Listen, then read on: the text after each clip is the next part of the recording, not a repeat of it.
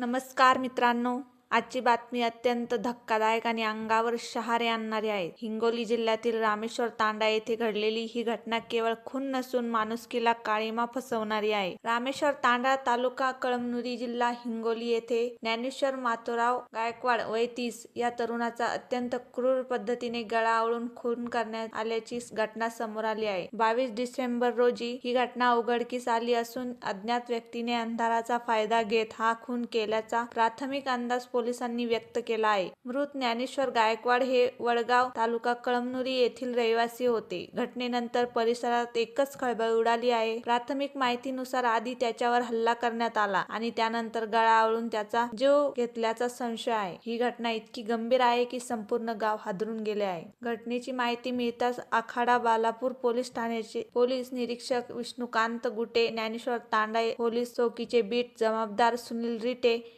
यांच्यासह पोलीस पथकाने घटनास्थळी भेट घेतली. पंचनामा करून मृतदेह शवविच्छेदनेसाठी पाठवण्यात आला असून सध्या अज्ञात आरोपी विरुद्ध गुन्हा दाखल करण्याची प्रक्रिया सुरू आहे. मित्रांनो, हा खून नेमका कोणी आणि का केला यामागे वाद, वेर आणि आणखी काही कारण आहे. याचा तपास पोलीस करत आहेत. या प्रकरणातील पुढील अपडेटसाठी चॅनलला सबस्क्राईब करा, व्हिडिओला लाईक करा आणि तुमचे मत कमेंटमध्ये नक्की लिहा. धन्यवाद.